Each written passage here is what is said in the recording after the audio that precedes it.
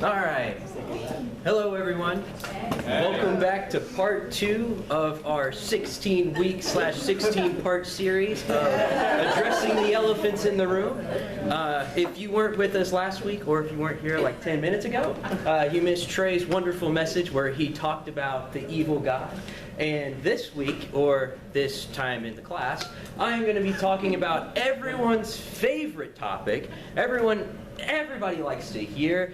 It's how to love your enemies. Yeah. Yes, I actually didn't expect to get a laugh out of that, so let's go. Hey, I am super excited to preach on this. I did a lot of research, and as I was studying, this is something that I've had to deal with a lot, because who in their right mind doesn't have those people that just get under their skins where you're like, man, God, why'd you have to put them on this earth? And even if, God, why'd you have to send them my way? Come on, somebody, let's preach. So if you don't mind, if you would like to turn with me to John 15, I'm going to be reading out of verse 17. I'm going to be actually in the NLT.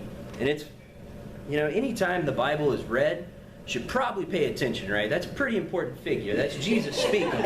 But also, when Jesus says, this is my command, you should really pay attention to that. And so Jesus says, this is my command, love each other. This is my command, love each other. And the main idea, I'm actually stealing it right from Jesus himself. My main idea of this whole message is love each other.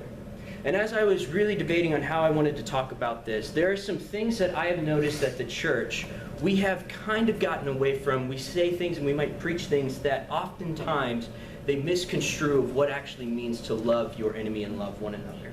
And so if you don't mind, I'd like to turn with you to Matthew 5, and actually starting in verse 43. Now this is the Sermon on the Mount, and what we're going to be seeing here is Jesus says, you have heard the law that says, love your neighbor and hate your enemy. But I say, love your enemy. Pray for those who persecute you.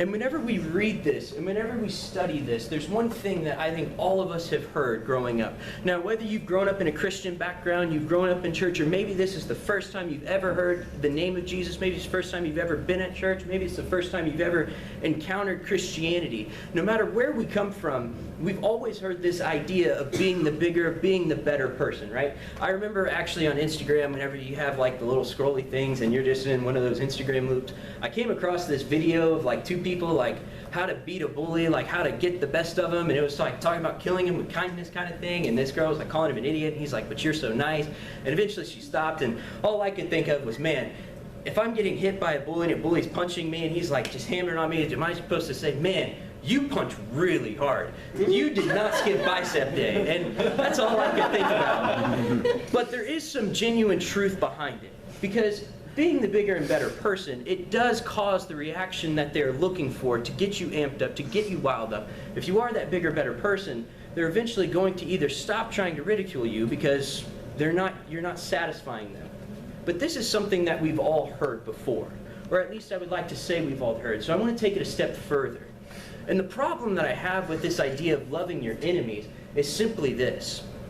If we have enemies, we already have this preconceived notion on who we actually want to love, right? Think about it. If you're going to go out and serve one of your best friends and serve somebody that you love, it's going to be a whole lot different than that person that you are already identified in your head as a person that is your mortal enemy, right? How many times do we do that in our lives where we have these people that as soon as they come around us, we tense up? We get on edge, and we're like, I don't know what they're about to say, but they say that one thing, I'm going off. Like, just say it. Like, we all have those people in our lives that happen. And the problem with that is as soon as we tense up, and as soon as we get in this notion and this idea that these are our enemies, we stop actually caring about them and actually fulfilling the purpose of loving them, because we are so focused on ourselves, and we put our walls up and we put our guard up. So the first point that I want to get at you is stop having enemies. I know, right? What a great life point.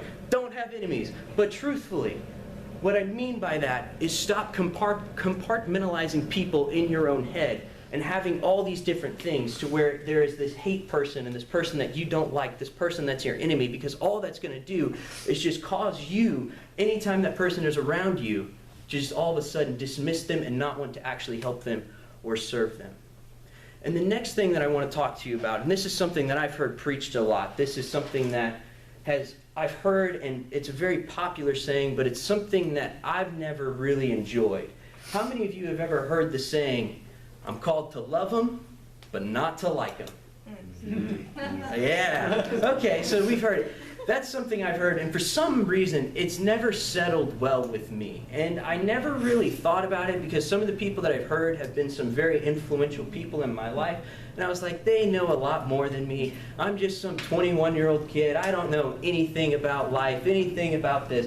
But the more and more I study it, the more and more I learned about it, I realized that that is a very flawed way of looking at the world and looking at the people that God created, right? Let's jump back to John 15. I love John 15. John 15 is one of my favorite passages in the Bible because there's so much. And I would love to preach on it, but that is for a different time, for a different day.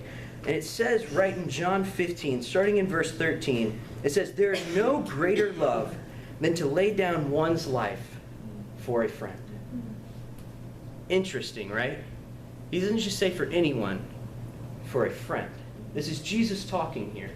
And as I was sitting back and researching this, I don't know about you, but at least for me, I kind of like myself. I think I'm a pretty good dude. I make myself laugh in my head.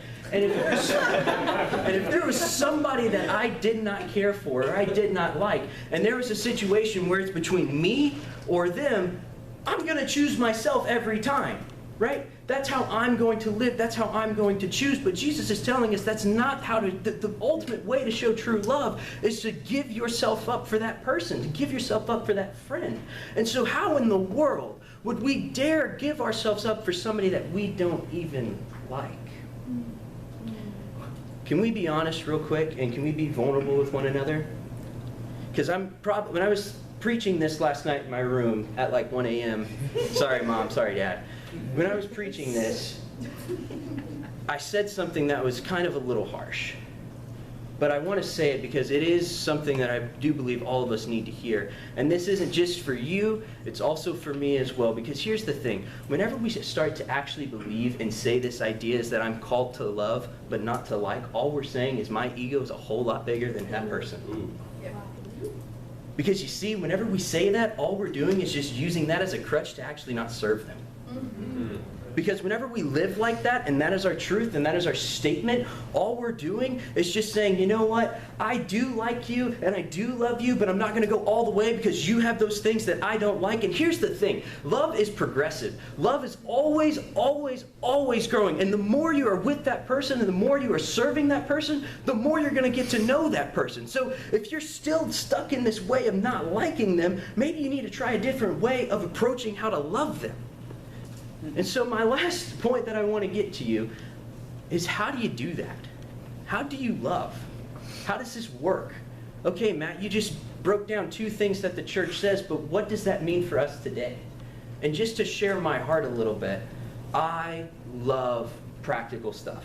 Like for me, if I can't find a way to put it in practice, either at a youth group or at a church I'm at, like no matter what, I struggle with trying to figure out the value in it. And let me tell you, the most practical way for you to love someone, and it's a biblical example, and we see it through the life of Jesus, is one of my favorite passages as well, is when Jesus gets down and washes the disciples' feet.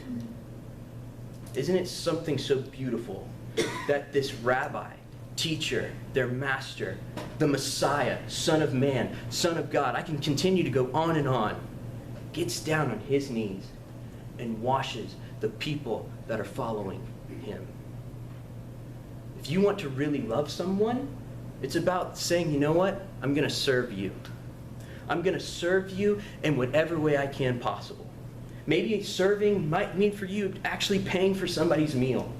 Going out, I know funds are tight. I get it. We're all college kids. It happens. And, I know money can be tight at times. But maybe that's the way we serve. Maybe it's giving your energy. Maybe it's giving your time. Some of you are so blessed at being so smart, and I'm so jealous of that. Maybe it's helping that person that's struggling.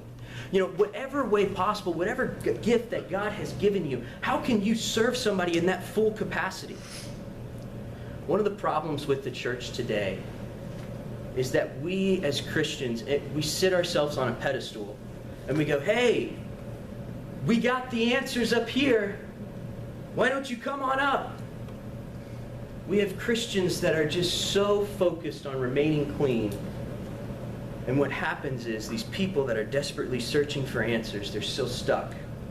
I don't know about you, but we need some Christians that are willing to get dirty, some Christians that are literally willing to get on their knees in order to go find someone, in order to go serve someone, in order to go get somebody in the midst of where they're at, in the midst of their chaos, in the midst of their struggle, just to say, you know what, I love you so much as a person that I'm willing to serve you even when it hurts, even when you don't like me, even when you don't care about me. Because here's the thing, you want to talk about loving your enemies? When you start serving your enemy, that is no longer an enemy, but that is a friend that you have, right? You want to talk about you're called to love someone but not like someone? When you start to serve them, very quickly if you're serving somebody and you don't like them, I don't know how you're doing it. Because I can't serve someone and not just figure out more and more about them and not like them. And that's what we are called to do, right? Jesus calls us and he says, this is my command, love one another. My last thing I want to leave you with is very simple. We all know the Apostle John. He's a great guy. He's a great person. One of the last things in his dying kind of last couple years, they asked him to come up and preach one more time. This is a man who could barely walk. They helped him on stage, had the most faint voice that you can imagine. And what was the one thing he got up and said? He said, brothers and sisters, love each other. And then he left the stage. There's something so profound about just believing and identifying and knowing, loving each other. If you look across the room, each and every one of you are a beautiful creation that God has made. Why wouldn't we want to love one another? What is wrong with us? So let us, as John said, and as Jesus said, let's love one another. Thank you.